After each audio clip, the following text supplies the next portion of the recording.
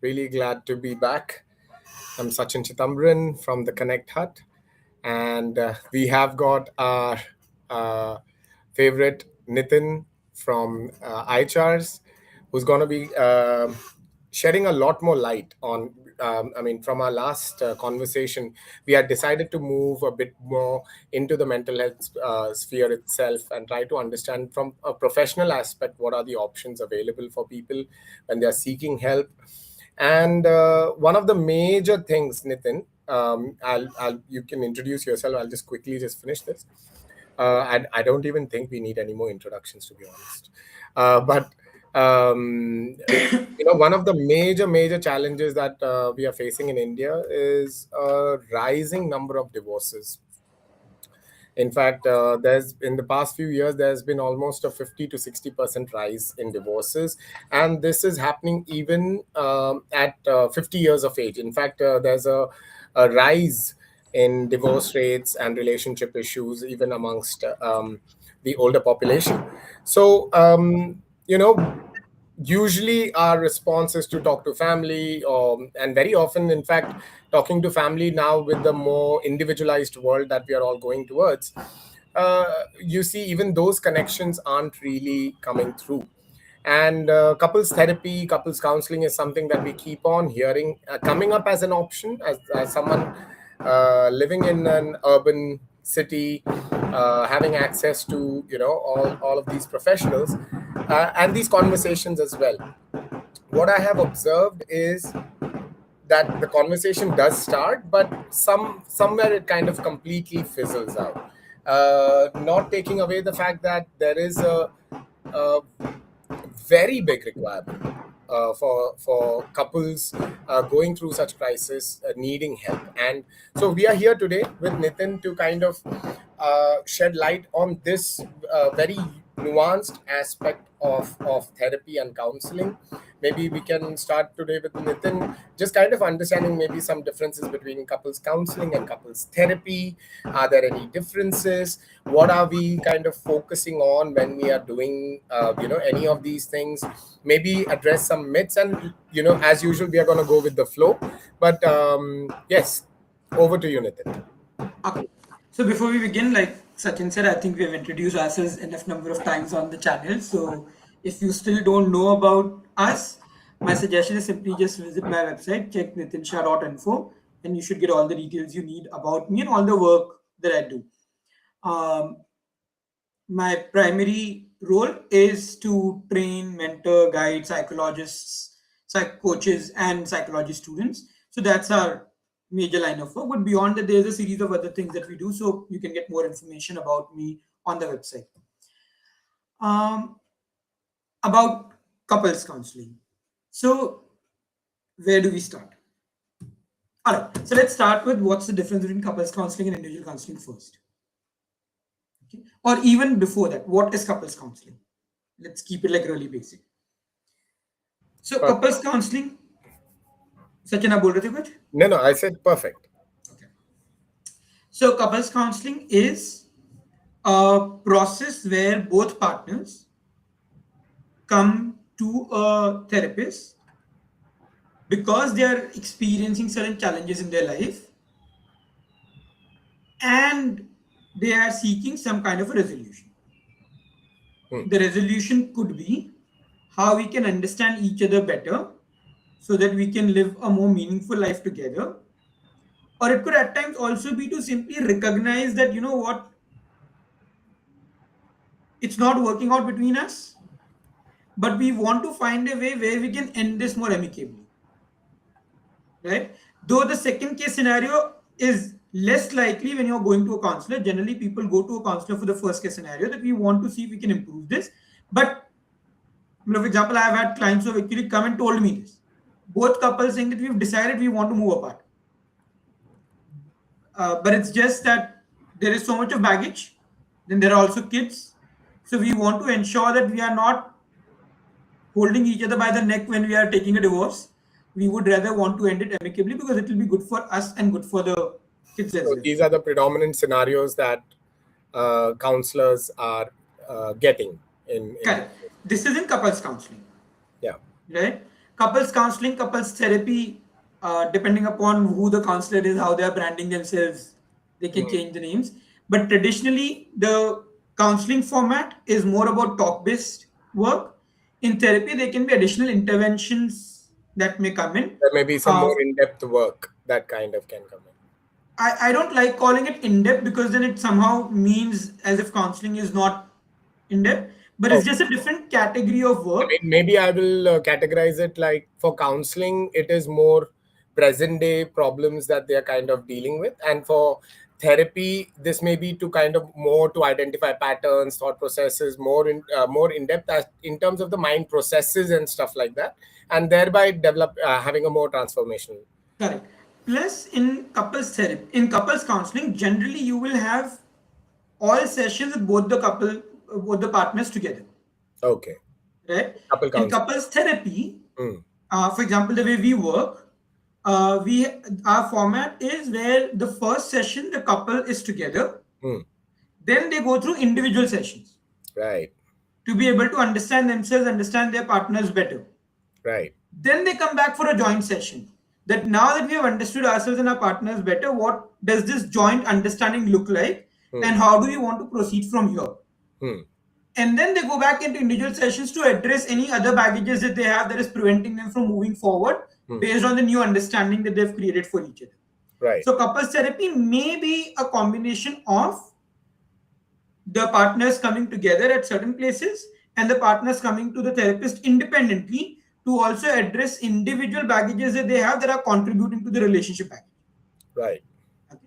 And this is different from relationship counseling Hmm. because in relationship counseling, at times it is possible that only one partner is coming to you for a session. Right. So this Right? is the person trying to learn or help themselves regarding the relationships that they may have, and they may in fact pick on which relationship they want to work on as well. It doesn't necessarily have to be their partner as well. It doesn't have to be necessarily the romantic partner, it could be any other person as well. Even if it's the romantic partner, at times there are people who feel that, you know what, I know there are certain challenges that I have. Before I bring them into the mold, I need to work on myself. Right. There's also a possibility where people may come for individual counseling or individual relationship counseling because my partner doesn't believe in therapy, they don't want to come for therapy, but Exactly. I need help and am seeking some kind of help and This is support. a very, very common problem as well that we have kind of come across. Like both of them kind of signing up for the thing tends to be difficult as well. So at this juncture, I also, before we can proceed further as well, maybe we could look into some of these common modalities, how they kind of help. When if we could deep dive a bit more into these sessions, what they can look like.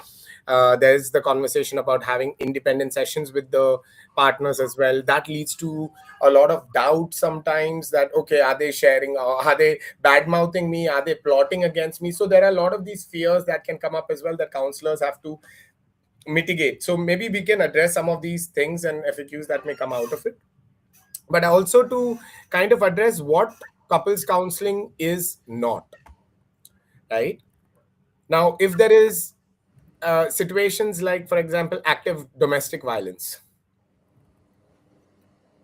if there is so I mean, this becomes a low hanging fruit, right? If there is an active domestic violence, now what like this is not simply couples counseling territory, and how would, for example, one may approach it? See, so it actually depends.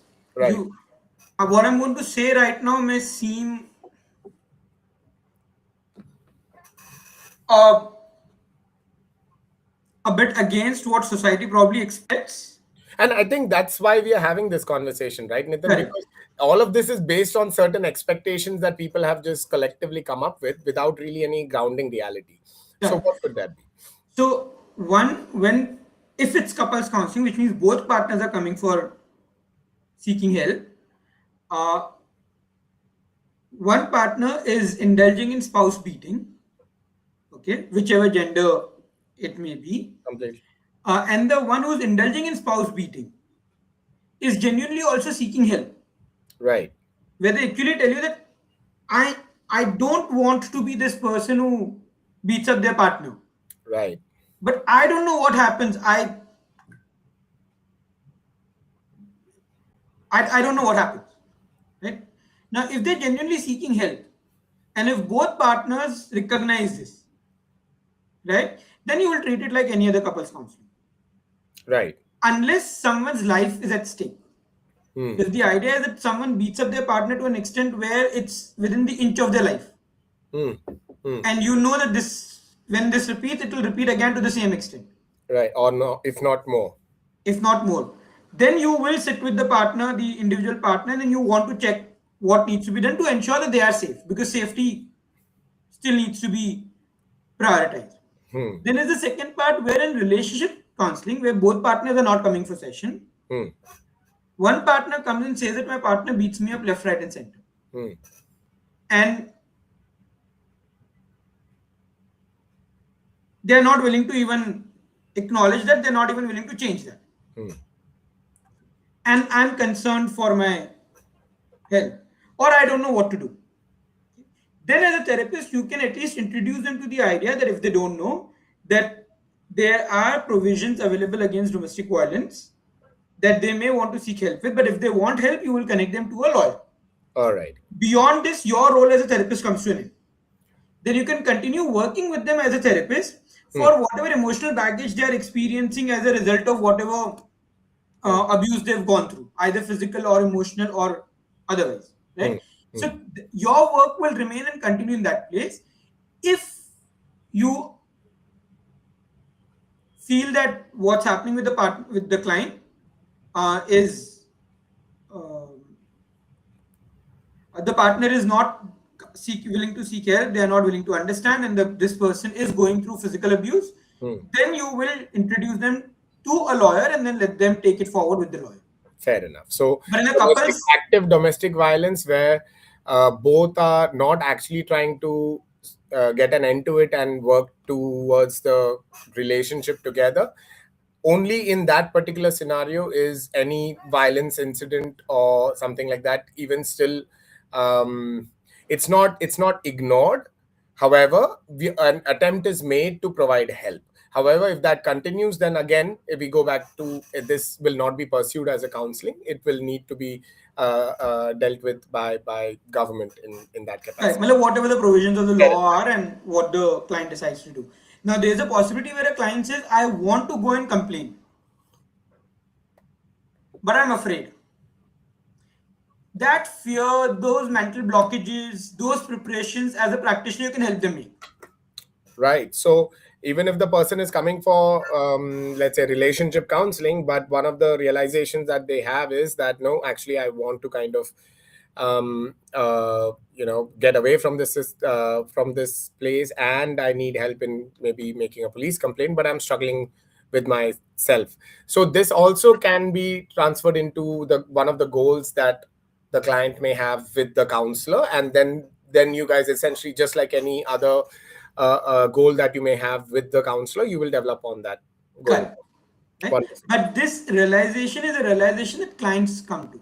This is Right. not a realization that the therapist tells them, no, you have to go and file a complaint. That's not the therapist's role. This is a very crucial point, Nitin, in terms of I have observed, especially, I mean, I'm not saying, this is the norm, but this is what I've heard predominantly from males, uh, that they are more, if you go to a counselor, they are all trying to just get you to break up, or they are trying to they tell you to do these things. Someone recommended my partner to do this particular thing. How could they just simply suggest divorce to my partner without knowing the whole thing? And these kind of things get thrown around. I'm not gonna be having a value proposition here as to who's right or wrong in this, but No, to I will. identify what is a thank you.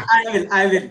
What is the counselor's job? What is that therapist's job when it comes to these things? Okay. As a therapist, if you're advising to a client, you don't know what your role is. You're not a therapist. Then you're not, at least in that moment, you are not acting as a therapist. Right. So I because this is the strange bit, right? Because and I have seen this, I'm very sorry to say, even with some seasoned counselors, where it's almost like they go into a flow and then just end up giving advice or hope or uh, all those things. And this predominantly is also one of the biggest reasons we are having challenge in Indian sphere for mental health, right? Where predominantly the country thinks that counseling therapy involves you getting direction, advice, solution, options, and the person is going to help you lead a good life. But they haven't made the connection that actually the work has to happen at your end. The counselor's job is not to tell you what is right and wrong for your life. And it's at this place where they disconnect. Like, if they're not going to tell me, then how are they going to be of any use at all as well? So maybe addressing the advice, hope and positivity and all of those things, but then also showing us then what exactly is the counseling helping in, how is it helping? Okay. So in the context of relationship counseling or couples counseling, the therapist is not supposed to tell you whether you should remain in a relationship or move out of a relationship. Okay.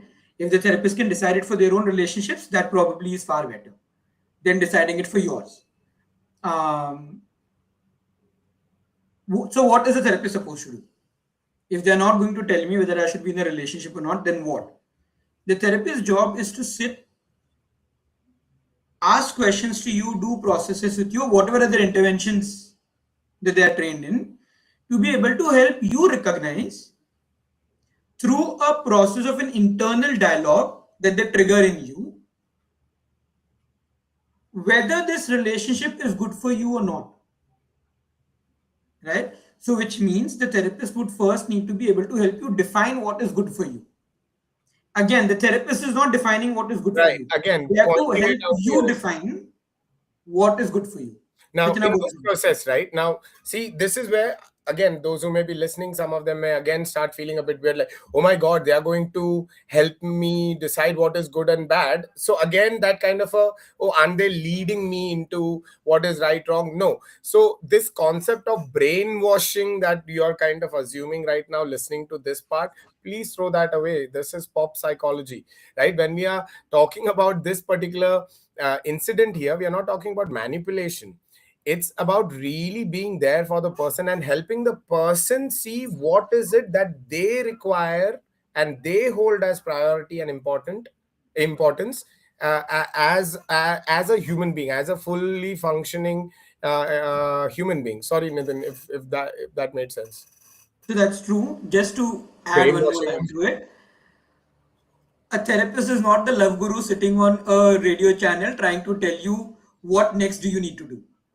That's not the therapist's job.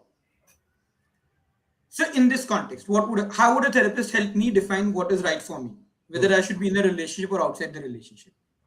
Right? So there are parts to it. First, do I understand what kind of a relationship I want to be in? Hmm. How do I define a relationship that works for me? Hmm. Therapist cannot define it for you. No one can define it for you. Only you can. But at times, because you don't have clarity, the therapist can ask you questions. Questions that take you on an internal journey to define what that relationship that you will be happy in looks like for you. Hmm. Now, once you describe that desired relationship, obviously, when we are thinking of the desired relationship, we are looking at everything being best. Right? Then comes the next part, that which of these things are more important, which of these things are less important. Right. Because in every relationship, when there are two people, there will be certain matches, there will be certain mismatches. Right? Now, I need to know what is a non-negotiable in my relationship. Right. And what is it that I'm okay giving up. Right? For example, I may love being told I love you by my partner, and every time we are with our friends, I would love my partner to tell me I love you. Hmm. I also don't want to be beaten up by my partner. Fair. Right? I would also want my partner to remember the important dates in our life. Now, I want all of this. But if you were to ask me which are those things that are non-negotiable? In We my in my list of things, my partner not beating me up will be one.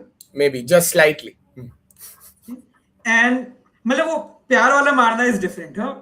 But otherwise, what we call a spouse beating, that's not what I would like my partner. So that's non-negotiable. Just sarcasm, guys. Anyone listening, we are not here. Correct. Right. So that's one. And second is, I would want them to be comfortable at least acknowledging, even if they don't say it. When I tell them I love you in front of friends, well, they should not push me aside. This is something that I expect them to do. What am I willing to give up? If they don't tell me I love you every time they meet me in front of their friends, that's okay. I think I can give that up.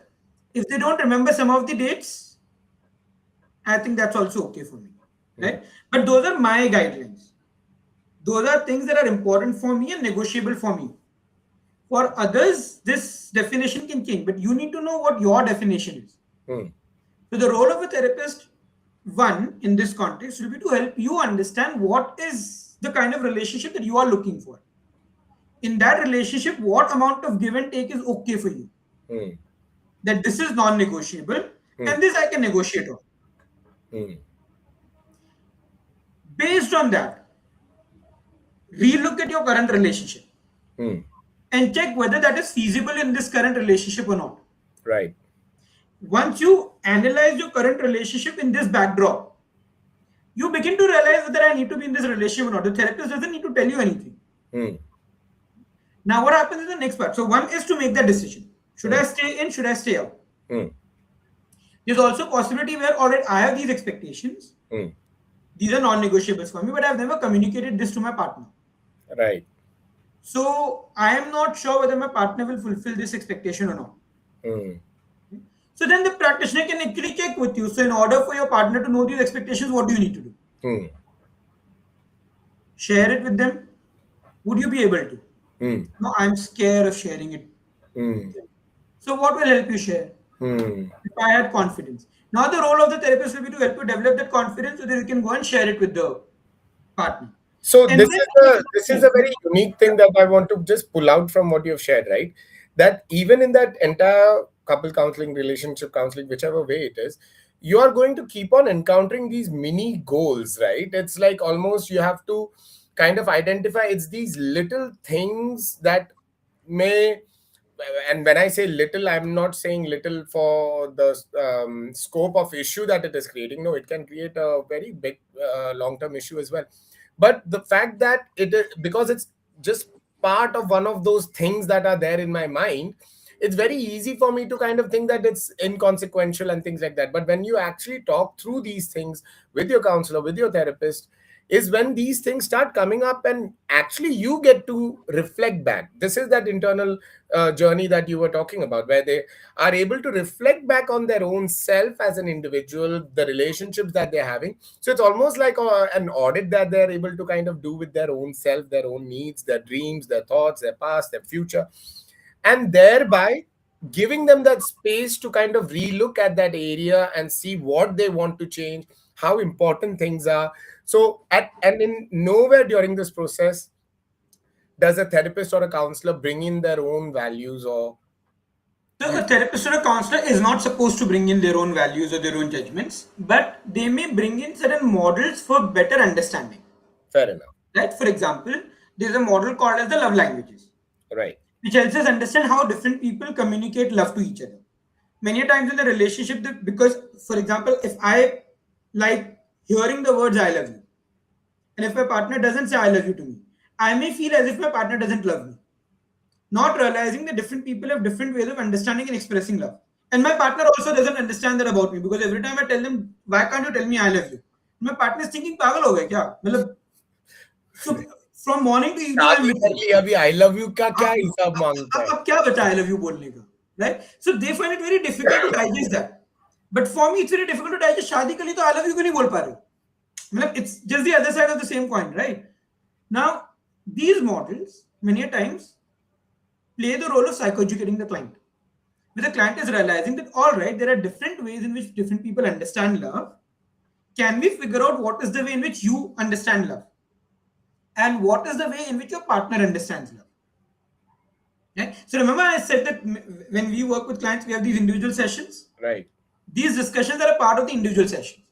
So Right. now that in the individual session, without having to defend myself, without having the need to blame my partner, I've heard about certain models that make me realize, Acha, for most of the people, these are the five love languages. Hmm. And now I'm realizing she doesn't say I love you to me, but whenever I have to go out, in the middle of the night, she will get up and pack my bags. Hmm. Earlier, this used to bother me a lot. Why are you doing this? You're not my slave. You don't need to do all of these things for me. Now I'm realizing, oh, so this is a way in which people express love. So there are models like this. So we predominantly use three models, plus minus, depending upon the requirement. One is love languages. One is suggestibility, in terms of whether people receive information literally or inferentially. Okay. Whether you need to directly tell them certain things, or you need to say it to them in a way in which they will infer and come to the conclusion. Right? And third is sexuality, where we actually speak about certain people being more expressive, certain people being less expressive. And this is in terms of three components: communication, money, and sex. Right? So, how their body responds to the idea of sex, why certain people behave in a particular way post sex, why certain people have a greater need for sex and certain people have a lesser need for sex. So all of this becomes a psychoeducation model. The purpose of these models is to help you understand how the differences between you and your partners are not because they want to irritate you or because they hate you, but because you're two different types of people. There are some places where you have similarities. The models also bring up the similarities where people realize, oh, in these areas we are similar. Yeah. And to also help you recognize that there are differences, but the differences are not because of a malified intent. The difference is because of the way they are and they understand themselves in the world around them. Right. So when we spoke about expectations earlier, what is the give and take? This also allows me to bring my expectations in line with what I understand about my partner. So if I was earlier saying that I want my partner to tell me I love you in front of other people, because my feeling was that when they don't say I love you, it means They are ashamed of me or they're something. ashamed of me, right? So I come to this realization that it's not a question of them being ashamed of me. They are just internally, they feel uncomfortable with all the attention that comes by telling someone I love you in front of other people. Right? Now, if that is the case, I can have a different arrangement with my partner that works for me and my partner both. Okay? So that I can feel loved when we are in a group, and yet my partner doesn't have to feel the embarrassment that they go through, and they're not embarrassed because of me. They're embarrassed because they are not comfortable with all the attention that comes from the behavior I was expecting out of them. So now it's easier for us to create what we call as a common minimum program. Okay. Right? It's like two political parties coming together with different agendas, deciding that, you know what, this is the common minimum program that we will work with. The same thing applies to partners. Two different people may have different choices, but they like each other enough to want to have an arrangement that works for both. And it begins with understanding each other. So while the therapist will not bring in their values, their opinions, they may bring in objective models, but those objective models are also covered in a way in which they're explained generically. So you will not tell the client that, you know what, you are a words person and your partner is a service person. That's not the point. The point is you explain it to them and then let them come to that realization of, all right, what do I like and what have I seen or heard my partner complaining about? Now, what is the challenge in telling the people that, oh, you are definitely this person, that's who you seem to be, and your partner is definitely this, and that's why all these challenges are happening? So the problem with that is, one, that assumes that a particular model applies to me fully, right? So for example, in terms of sexuality, when I spoke about some people liking attention, some people not liking attention, right? There is different types of attention. Now when you say that your partner doesn't like attention, then you will work on a principle that my partner doesn't like any attention at all. Hmm. And that's a problem because there are specific types of attention that your partner may like. Hmm. Also, only because your partner doesn't like attention, Hmm. okay, doesn't mean that they may not like going out for a movie with you one to one. Hmm. So the risk that we run by telling clients that you are this and you are this, they almost create brackets for themselves and their partners. The problem with the bracket is that you are then They assuming that the try to entire operate. bracket will apply to both of you. Right. So you try to operate out of those labels, essentially. Correct. So those labels then become generalizations, and that creates its own problems, which is one. Second, sometimes the moment a practitioner tells the client, this is you and this is your partner, it's almost like cast in stone. The feeling is, oh, now my partner can't change, now I can't change.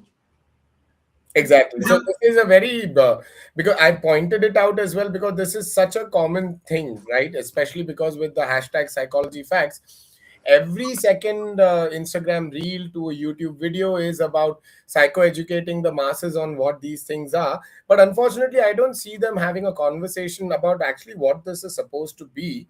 Rather than, all right, is your partner doing this? Then they must be a narcissist. And if your partner is doing this, they must be a covert something else, new label that must have come out of their own messed up research. But so, So because this is. on a Hmm, Sachin, just a please, minute. On a please. side note, as a psychologist, if there's one recommendation that I'll give to all of you, is please stop reading these psychology says. Okay? Psychology doesn't say anything. I have And it says randomly everything people actually. coming up to me and telling me their partner is a narcissist or their partner is bipolar or something like that.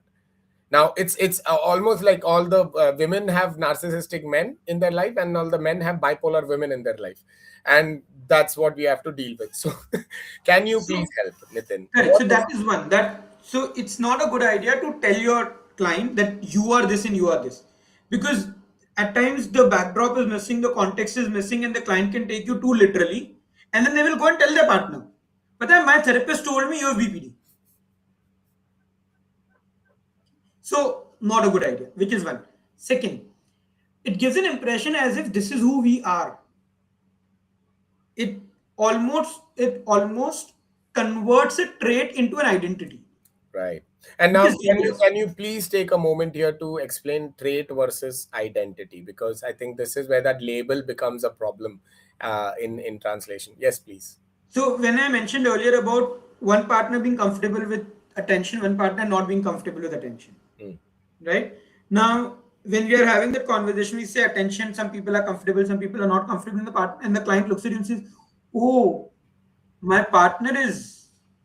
I'm now realizing that when we go to parties, they will go to the corner and stand alone. Hmm. And I keep wondering, अकेले कोई कैसे खड़ा हो सकता है, खड़ी हो सकती है?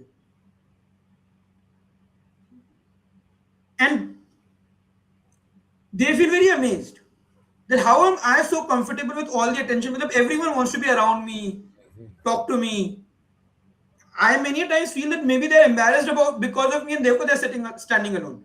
Now I'm realizing that all right, they are uncomfortable with attention. Now my question, all right, so now that you know that you're comfortable with attention, your partner is uncomfortable with attention. This is the point of contention they are experiencing. What would you like to do about it? Hmm. And the client says, you know what? I should be able to give them more space. Hmm. Because they are not stopping me from getting attention, right? Hmm.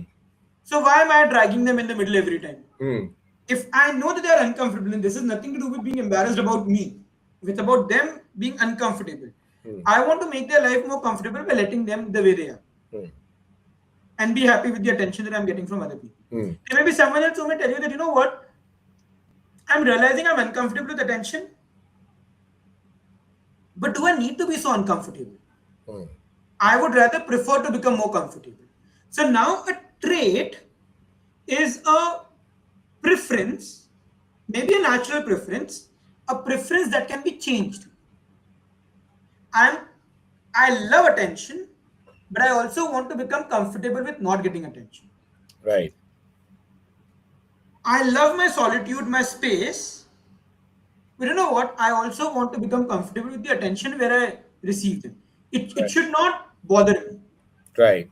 So this is the difference between, for example, in that previous vein of conversation around narcissism that we just kind of introduced, that you may have narcissistic traits. Most of us will, and the idea is that that's just one of the traits that the person is utilizing, and there are other traits that the person can work on, build, and learn, and incorporate in their life as well. So, however, if the decision, if it moves from a trait that a person may choose to utilize, and then that gets transferred onto, no, the person is such and such, is there any work possible after that? It becomes difficult, which is one. Obviously, it all depends on how much work the partner wants to put in, how much work you want to put in. But it surely becomes difficult because then the desire to even make an effort goes away. There are he or she is just the way they are. Right. So this is the second, that this is not couples counseling that I wanted to bring up, where one of the person has already decided that, like, they are not participating in this. There is only one person. So that would be, if one person is trying to work on their own self from the context of relationship, that's purely relationship counseling. Couples That's counseling, purely relationship counseling. So I would put it slightly differently. It's individual counseling focusing on relationship. fair enough. Fair enough. That makes it accurate. However, when we are talking about couples counseling, it cannot be couples counseling unless and until both of them are engaged in that. Yeah. Right. So there is no kind of running away from this. So instead of, if you, however, if anyone, all those people who are seeing this, if you are one of those people who have been considering couples counseling but have been dealing with a partner who's not really convinced on the same, maybe one of the things you can actually focus on is the individual focus on relationship counseling. Work on yourself in terms of what you need to be having from a skills, thoughts, all these perspectives to be a good partner, and or a, you I don't know, good partner. I know it's a very vague term there, So I would put it this way, right? right? So one, only because your partner is not willing to seek therapy, okay, doesn't necessarily mean that your partner is not willing to change. So don't confuse the two. Sometimes people may just have different opinions about therapy, and there could be 1,000 reasons why they're not seeking help. Fair. Right? Psychoeducating them, bringing them on board may be a good idea, but sometimes that doesn't work. Even if they are not willing to seek therapy, and you go to a therapist, there's a lot of work that the therapist can do with you. Eventually, remember, you and your partner together are a unit where the two parts of the unit interact with each other. One part of the unit changes. The other part cannot remain the same. A simple example is, if every time I look at my partner and I get angry, that why is the tea not made, they have a particular response. But one day I go and I hug them and I tell them, "Chal main tele chai banata hu." They can't have the same response that they had when I was getting angry with them earlier, right? So, yes, my behavior depends many a times on my partner's behavior, but my partner's behavior also depends on my response. So the moment you visit a therapist, there are a few things that therapists can help you achieve. One, they can help you recognize and understand what you can do differently. Again, they will not tell you what you can do differently. They can help you explore how you have been behaving, what has been a pattern that you have been following, analyze which of those patterns are working for you, which of those patterns are not working for you. And the ones that are not working for you, help you explore what are the other things you can do to replace those patterns. Fair enough. One. Now, when they help you change that pattern, there is a possibility that the changed pattern may actually create a change in the partner as well. Right? Or there's also a possibility where at some point you realize, you know what, no matter what I try, my partner has a particular way of being that they are not willing to change. Right. Right? Now you can make an informed choice. Is this the partner that you want to continue being with? Again, there is no right or wrong answer. It's for you to look back at what your ideal relationship is, what you are willing to give in that relationship, what are non-negotiables for you in the relationship. Is the partner's behavior that they're not willing to change? though you have tried your level best to change yourself. If that behavior of the partner is a part of your negotiables and everything else in the relationship is working for you, then you may want to give up this one part of it.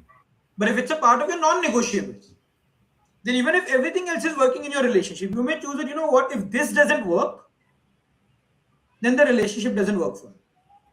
Fair enough. Once you make that decision, then comes the next part. If I feel that I want to give up this expectation, but I am not able to, a therapist would have different interventions to be able to help you make peace of letting off that expectation. So Right. that you can be completely comfortable without that expectation. Right. So again, this is not the therapist trying to convince you, एक बेटा एक छोटा ले ले ताकि आपका रिश्ता अच्छा हो जाए. This is again not what is happening. Essentially, the entire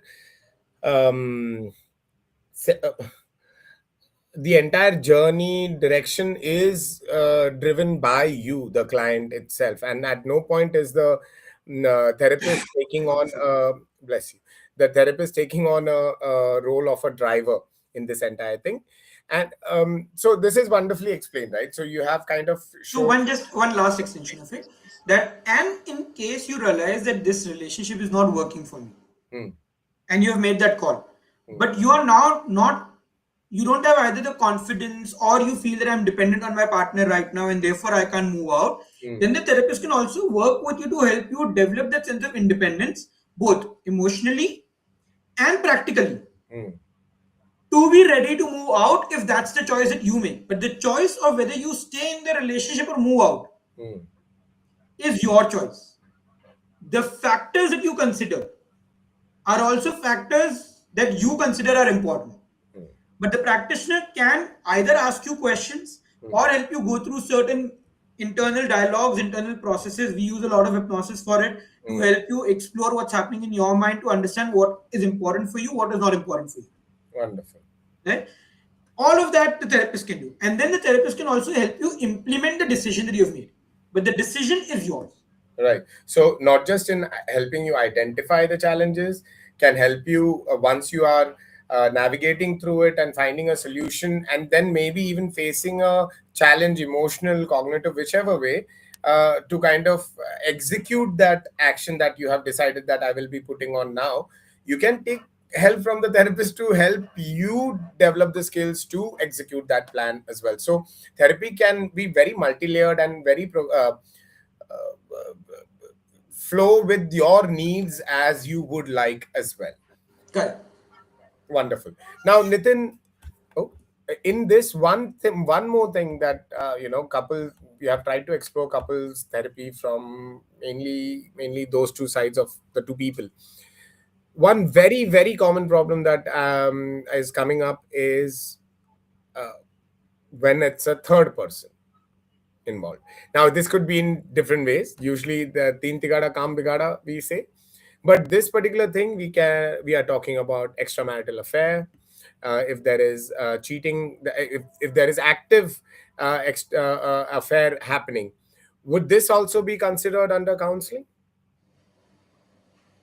Or is it again like the domestic abuse situation where until and unless the person wants to stop and wants to get help? No, there's difference.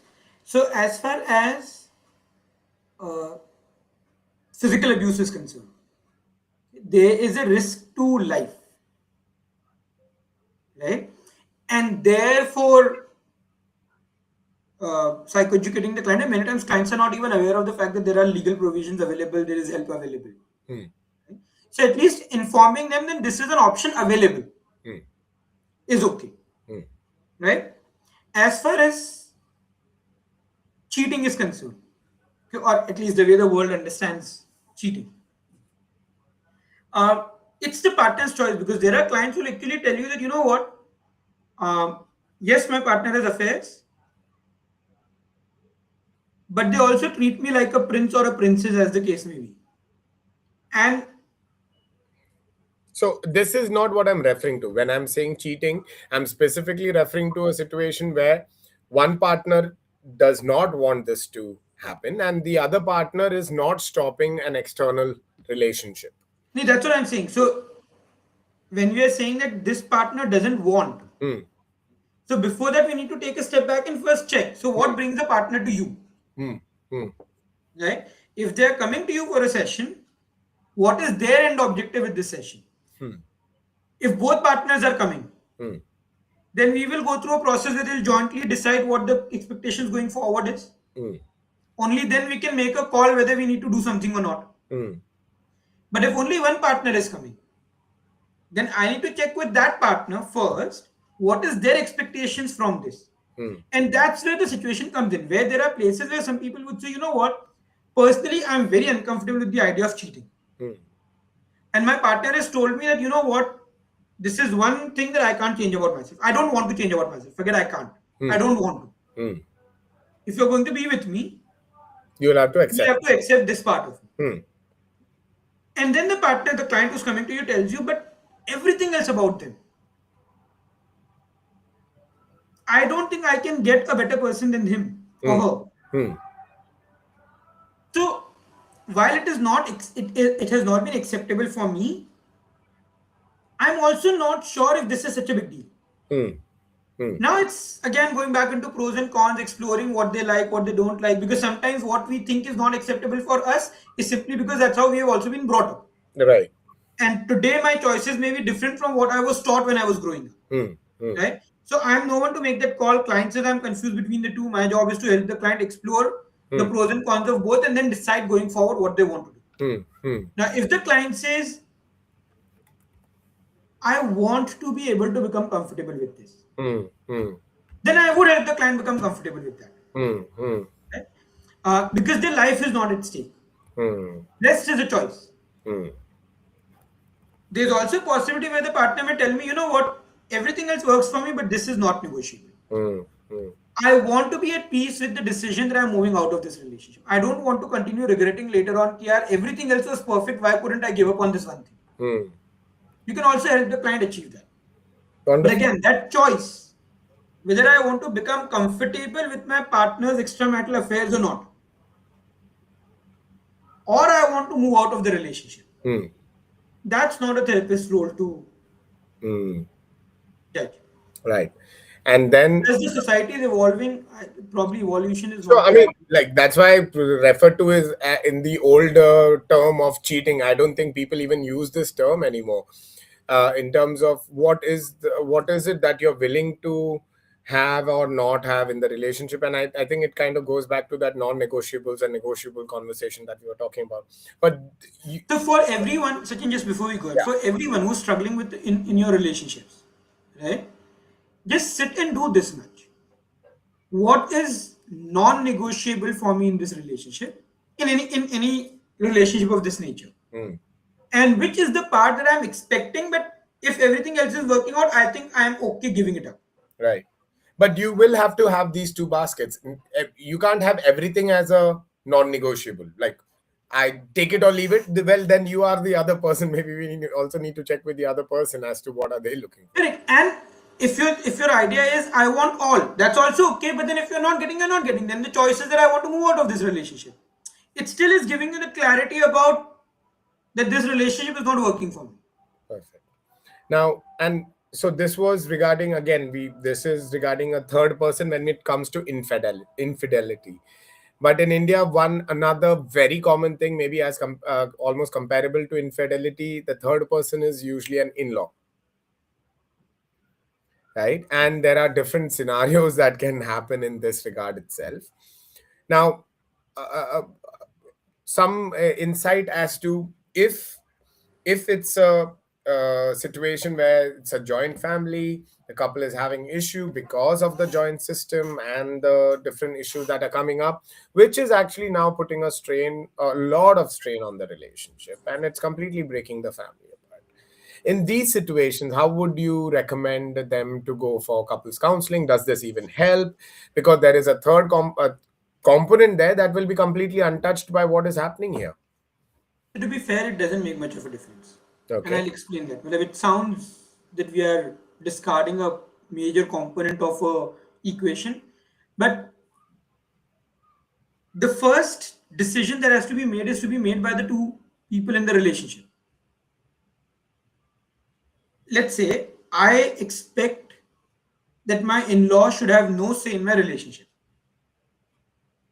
My partner expects, yeah, once in a meanwhile they say something, sun lo, right? Now this is right now not a problem with in-laws. This is first a problem between me and my partner. We have not been able to agree on how we want to proceed with this. Right? So first is that again common minimum program and expectations going forward. What do we expect from the relationship? There are multiple possibilities. One possibility is that the two partners may decide that, you know what, there are places where we need to set boundaries. So one partner says, all right, so this is a place where I will set a boundary and I will ensure that my parents don't interfere. If they do, I will stand by your side. But then there are certain places where you need to learn to let go. And both partners may agree on this. They're all right. These are the areas where we need boundaries and we are going to operate as a team. If anyone interferes with these boundaries, then both of us put our foot down and ensure that they understand the boundaries. And these are the areas where we would like to be a bit more flexible. Like if someone says something, does something, probably I would like to learn to Ignore let it. go of it. Now that's one way of working with it. There's another possibility where one partner may agree. That you know what? They come and meet us once in a week. I would not want them to interfere anyway. But in that one day in a week, even if they come and say something, any which ways we don't act upon it in the next 6 days. Right? So I just need to learn to hear from one and let go of it from the other. Right. Right? And the third could also be where two partners decide that, you know what, one partner wants to allow the family to interfere, and the other person says it's not acceptable to me. Now, if both of them are not able to agree, then the problem is in that relationship. The family is peripheral because even if the family is not there, these are issues that will crop up in other areas. Right. Now, I'm specifically looking at issues where they may have to share. It's a joint family, so they have to share the space and resources in that situation. No, so even in that situation, so when I'm saying that we need to share, that means even before you decide whether we share, whether what do we do with other people, the first is between the partner, can you agree? Now, if both of them agree that, you know what, ideally we don't want their interference in our life. So both of them have agreed with this. So right now, what's happening? What stops you from preventing their interference? Now we are living in a joint family where we have to share all the resources. Okay. So if you're sharing all the resources, what are the best ways to ensure that this interference can be as minimal as possible? Okay. Again, different scenarios, different answers. Some people may say, you know what, if the two of us just act as one, and if we set boundaries and we both enforce boundaries, then people around us will not, they will interfere, but their interference will come down drastically. Because, see, it's like this, right? When my partner tells my parents that she doesn't like this, my parents' response to her is different. When I tell my parents this is not acceptable to me, okay, their response to me is different. So if we are acting as one unit, then our strategies to be able to tackle external people who are trying to influence our lives are more refined. They can be trial and error. There are some strategies that will work, there are some that will not work, but we will together work on it. And at least we know that we are standing together. Right. So there is support available for me in my relationship. Second is we have tried, we have minimized the interference as far as possible, but they are not willing to understand beyond this. So then what's the best way to address this? If only we were not in the shared space. So what keeps you in the shared space? We are not financially independent right now. So now you already know what the problem is. The problem is not the in-laws. The problem is not the family. The problem is I am not financially independent, because of which I am not able to implement a choice which is ideally to move out, which is what I think is the right choice. Right? Again, this has nothing to do with in-laws. So now your work shifts over there. All right. So to be able to develop the financial independence, Emotional independence. What do we need to do? And it's not just financial. At times, the idea is there are places where people feel very guilty. Hmm. That, my parents have worked so hard to bring me up. Hmm. Hmm. They're interfering in my life. Because of them, my relationship is going for a toss. My kids are being miserable, but I feel very guilty. How can I do this to my How parents? can I do this to my parent? Yeah. Right? But then the question is, how can you do this to your kids? So I am not saying leave your parents. What I'm asking you is, what is the best way forward? There are explorations that we will do to figure out alternate ways. Till you figure out what ways work, what doesn't. If nothing else works, Hmm. then you also realize that, what, maybe moving out is the only solution. But then when I move out, how can I strategize moving out so that the pain for my family is as minimal as possible? Right. Right? So now this is an additional thing that you may have not even thought of. Like, all right, because it feels impossible for me to take this step because it just feels so wrong. Doesn't necessarily mean that what you're feeling right now with regards to what is right, wrong, all of these are also influenced by your, past experiences. But at the same time, having to look at what makes your life work the way you would want it to. And this becomes a very core and important question for each of us to address, even if we are in a relationship or not. See, so one of the things that I've noticed is this idea that I don't know what to do. In few cases may hold true, but in most cases, everyone knows what they want to do. The problem that comes up is, I know what needs to be done, but I don't think I'm capable of doing this. And that capability gets transferred into, I can't do this. Right. Right? So it is very, when you talk to people, even while talking to people, people and you both know what is it that they think is the right thing to do. The problem is, they are not comfortable with the probable consequences of what they know is the right thing to do. Right? Or they feel that they don't have the skills to do it. And then as a practitioner, you're helping them address those, either the skills that they lack, or mitigating the probable problems that can have, and also becoming comfortable with certain problems that are not avoidable, Right. because So every action will have its consequence. its And consequences, right? yes, so to point out your thing in a particular example, if it is my mother, right, I've lost my dad, my mother's here with me, and I'm struggling with my wife to be here with them, and I cannot obviously let her go and all of those things. So I have to be the provider for her, but then this is causing issues with my wife. Now, the biggest challenge or thing for me to understand over here is even that conversation with my mother, even though I may understand that this is not, she may find it wrong or she'll feel bad and she may feel hurt and all those things and worries and issues that you may be carrying yourself. The point is still a conversation where it needs to be had is a conversation that needs to be had. And unless that conversation doesn't happen, guess where we are? We are in this limbo kind of stuck here, not able to move ahead or go back. And it is this state of being stuck, and that is getting elongated over and over again, that is creating more and more hassles. Correct. So now when you ask the client knows I have to have this conversation. Right. So you ask them, what stops you? I don't know, how would she behave? I don't know, how would I handle her It will break response? her heart. It will break her heart. Okay. Now you can actually start working with them. All right. So what will be first? The client has already told you that I know at some point I need to have that conversation, or I need to become comfortable with the idea of letting my partner go. Hmm. So between the two, what do you want to become comfortable with? At least have that conversation. Hmm. What stops you right now? Hmm. What stops me is the fear, Hmm. the guilt. Hmm. And I'm probably not even sure what will I tell her, how will I tell her this. Now my job as a therapist is to address all of this. Hmm. What will you say? How will you say it? What is the emotional state that you require, Hmm. which will support your ability to say this? Hmm.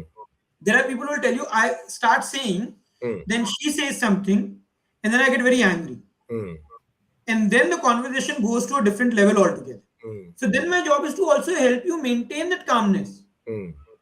during that conversation. right? Obviously, I'm not there with you while you're having a conversation, but to help you train your mind in a way in which when that conversation happens, you have the right state, the right skills, the Hmm. right choice of words to be able to express what needs to be expressed in the most effective manner that you can. Hmm.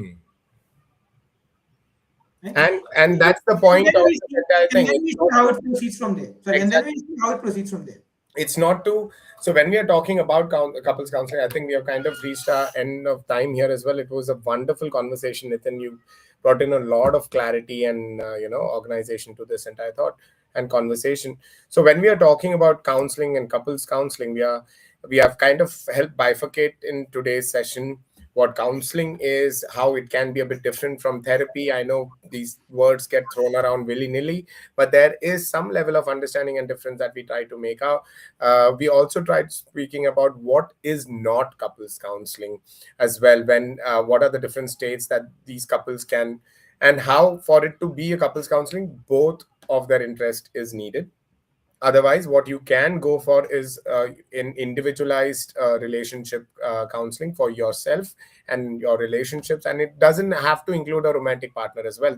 You can work on different relationships in your life depending on where you feel some attention is needed. And we also kind of broke down or went through the couple therapy, what could be the different steps that it could involve. We saw how usually the first session would involve them to be together, and then some individualized work would need to be done with both of them by the same counselor. And these individualized sessions is just to help the individuals know. It's almost like that individualized relationship therapy, but that is an additional thing that happens in couples therapy, where we work on individually, understand the common minimum program from both sides, and bring that in together as to, and then look at the negotiables, the non-negotiables, work through this entire thing. And once we are at the end of it, again, we are not saying these steps will stop a relationship from going bad. No, these steps will help you identify what your real requirements are from a relationship, what you are getting, and the your partner also is able to understand the same dynamic. And now you both are two adults getting to make a choice about your life, right? The counselor's job is not, oh, I want to just get these two lovebirds together. That is not their agenda. Their agenda is to be that honest witness who can hold space for both people, help them communicate on, or even translate what is the message that they have both been trying to share, try and find that common minimum program without being a judge or a best friend of one or the other. It is that independence has to be maintained in that regard as well. Two small things, Sachin, just before we complete this. Three, actually. Okay, One, go for it. I wouldn't even say that they have to be an honest witness. They just have to be a witness. Okay. Forget honest, dishonest. Right? Because the moment we say honest, then in our head, we have to judge first. What does honesty mean for me?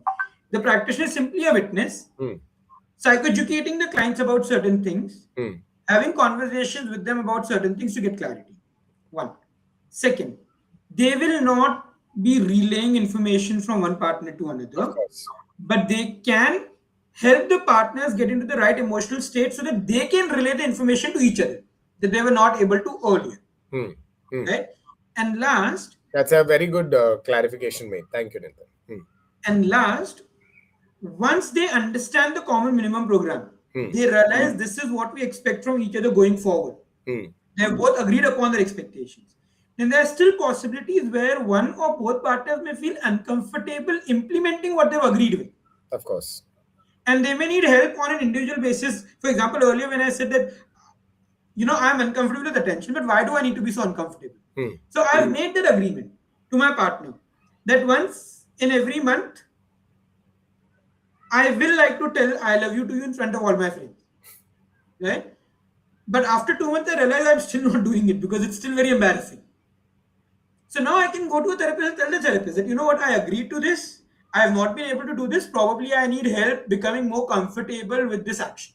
Right. And then therapist can work with me to actually help me implement the plan that I agreed with, but I still was uncomfortable about. Right. But the difference here is that earlier when the request coming to you was मुझे सबके सामने एक I love you क्यों नहीं बोल सकते, it sounded very childish or small or ये क्या है, but we fail to realize that even in us the block was there. I mean, I think that is kind of what would have come up from this particular Correct. example, that this is a big deal enough for me. It's not that it's a small deal, because if it was a small deal I could have just done that, but it is also a big deal for me. And through that realization, being able to appreciate the negotiable, the common minimum program, hence it is that much more helpful, right? What is important to the other person, and understanding what that thing being important to this person means for them, and how what something is important for me means for me.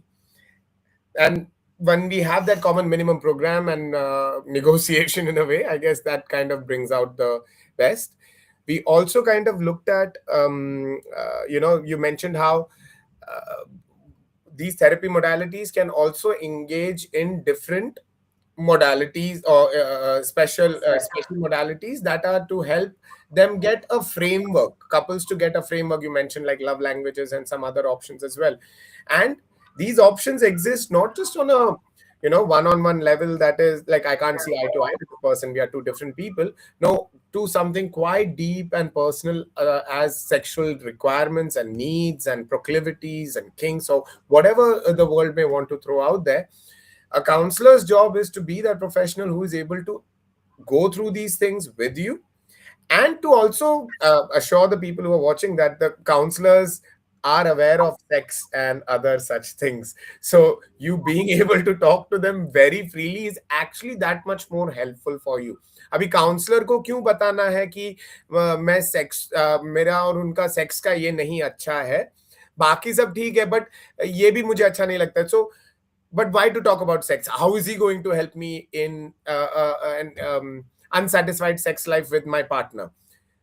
You'll be surprised. And these are the very important conversations. How much of what we are seeking in life is one conversation away, or one truthful conversation away from someone who can understand what's going on.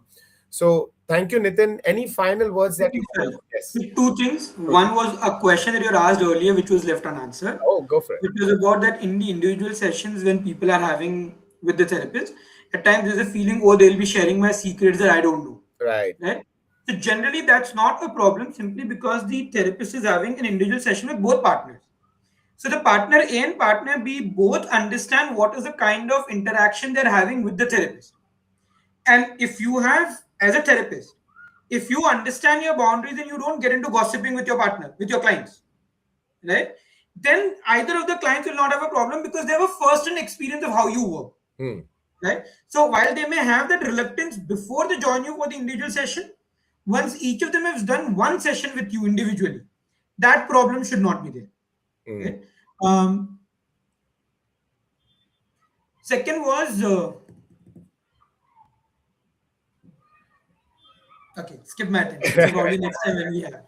No problem. But any, and I think the one key takeaway that you had kind of mentioned today, and to everyone. Sorry, Yes. I remember. But this is not from a client point of view, this is from a practitioner's point of view. While we are saying that a client can come and talk to you about their sex life if they need to, if they feel uncomfortable and so on, it does not necessarily mean that as a therapist, you have to work with a particular category of client. If at any point you feel that you are uncomfortable with certain conversations, and there can be 1,000 reasons for it, right? Because while certain people are actually struggling and they need to discuss certain things with you, there are also certain people who randomly just call up practitioners because they get a kick out of talking about the sex life with the practitioner. Okay. So if you are in that space where you feel as a practitioner unsafe because of someone insisting on having a particular conversation with you, right? Feel free to refer them to someone else. So don't, because you don't know whether they really need help or not. There's also possibility that your interpretation is wrong. Right. Right? So rather than disconnecting their phone and not talking to them, tell them that, you know what, this is a subject that I don't specialize in. I know of someone who specializes in this subject. Give them the contact number of someone who specializes in this area, who understands how to deal with these situations. Even if someone is giving them a call from a prank point of view, not from the point of view of actually seeking help, and refer them. If they really are needing help, then they have someone to go to. Right. And if they're not needing help, they will not contact the other person. Right. So don't assume and leave them, but you have a choice as a practitioner. No, I don't think that you are compelled to work with all kinds of clients. Of course. If there are certain things that you feel you're uncomfortable with, it's better to be transparent to your client and refer them to someone else than trying to work with them only. I think these kind of come into the basic things, the basic parts of being a counselor. Not comfortable, I should be able to refer to the. Because when we are mentoring these people, there are so many of them who tell me that, Nitin, I feel so guilty. That, oh, someone got in touch with me to seek help. Now, I was not sure whether they are really needing help or whether they are just because I've heard of these stories and I also felt unsafe. So I'm feeling guilty that I have prioritized my safety over my client's well-being. What if they actually needed help? So refer them to someone else. Wonderful. But your safety, you have to take care of. Someone else cannot take care of your safety. That's so it's okay to prioritize your safety also. Yeah. No, thank you so much, Nitin. And one last thing that you had mentioned as a one key takeaway for everyone involved who's watching the video as well is, if you are in a relationship, one very simple thing for you to do is to just check in a relationship what are the things that you're seeking that are negotiable and non-negotiable. Have a sense of what is it that the relationship or the partner is bringing to the table for you, and what is it that you're seeking to have a that much more fulfilling life with them. And it's also important that this communication happens between the two of you, and if there is any help required, there is obviously Nitin and his team available as well. Nitin, do you want to share the details of if anyone is seeking couples therapy, couples counseling, who could they reach out to, and how can they go about this process? So first, if you are seeking help, either through therapist or otherwise, in terms of self-help tools, if you haven't already, please download Meet Goals. The app is available both on Android and Apple Store. So Google Play Store and Apple Store, it's available at both places. There are some really interesting self-help tools available in the app. There are guided meditations, there are self-help activities that you can benefit from. And you will also be able to connect to a practitioner directly from the app if you're seeking help. Wonderful. So Meet Goals app, and additionally, I think you can also check out IHR's website as well. There's social media presence as well. So there's lots of way to contact IHR's and Nitin himself. And with that, thank you everyone for being so, being such active audience and being there through the entire conversation. We'll be looking into bringing up more such exciting topics for you guys as we keep on exploring the space of mental health and psychology and what are the options available for your well-being. So thank you everyone. Thank you so much, Nitin. As always, an absolute pleasure. Thank you, Sachin. Thank you for having me for this interesting conversation, and we look forward to the next one, whichever topic we take it up. Thank you. Bye-bye. Take care.